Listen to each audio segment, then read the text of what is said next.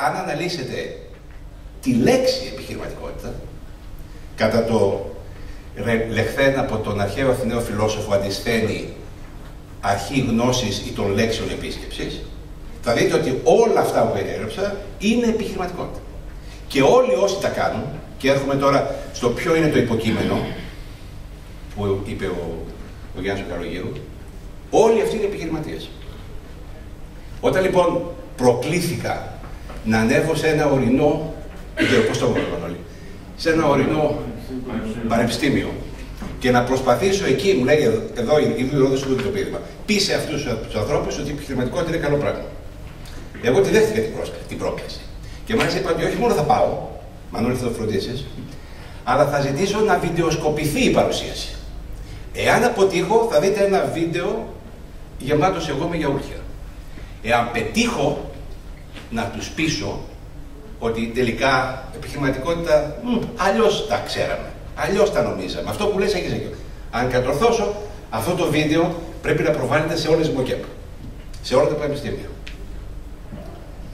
Λοιπόν, να πω και το τελευταίο provocative, για να πω και σε τίποτα πιο προγραμματισμένο. Ένα μάθημα θα πρέπει να διδάσκεται στα πανεπιστήμια, μόνο ένα. Και όταν λέω πανεπιστήμια, σε όλες τις σχολές. Εδώ είμαστε οικονομικές σχολές, πολλές, σχολές θετικών επιστημών, αρκετές. Δεν είδα ούτε εκπροσώπους της σχολής καλών τεχνών.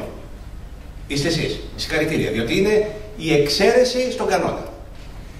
Βεβαίως υπάρχουν και η ιατρική σχολή που είναι στο Πανεπιστήμιο Αθηνών. Δεν ξέρω τι κάνουν εκεί μέσα στο πλαίσιο. Αλλά, εν πάση περιπτώσει, δεν εκφράζεται πολύ το ασυνήθιστο.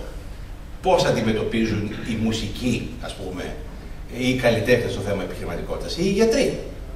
Δεν πρόκειται αυτοί, κάποιοι από αυτούς να γίνουν ελεύθεροι επαγγελματίες? Ασφαλώς και ναι.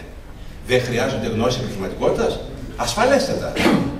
Δεν θα γίνουν κάποιοι από αυτούς μέλη ενός συγκροτημένου πολυιατρίου όπου θα μοιράζονται τις δαπάνες κλπ? Προφανέστατα. Όλες λοιπόν, οι πτυχές επιχειρηματικότητας βρίσκονται εκεί. Και εγώ θα ήθελα, προβλέπετε τύπης τουλάχιστον, επιχειρηματικότητα στη διαβίου. Και το όνειρό μου, αν προλάβω, επιχειρηματικότητα για τις νοικοκυρές και τις νέες μάνες. Διότι όταν προβληματίστηκε με το συνηθισμένο τρόπο που προβάλλεται στον προβληματισμός, ο επιχειρηματίας γεννιέται ή γίνεται, και καταλήξαμε περίπου ότι γίνεται και δεν γεννιέται.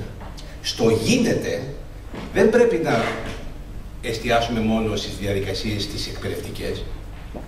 Είναι και η παιδεία. Και η παιδεία αρχίζοντας από την μέρα +1. Και επομένως το οικογενειακό περιβάλλον περιέχεται μέσα στον ευρύτερο όρο της παιδείας και περιέχεται στην έμπνευση για το πώς να καταλήγεις να κάνεις τα σωστά πράγματα με έναν καλύτερο τρόπο από ό,τι γινόταν μέχρι τώρα. Αυτό είναι επιχειρηματικό.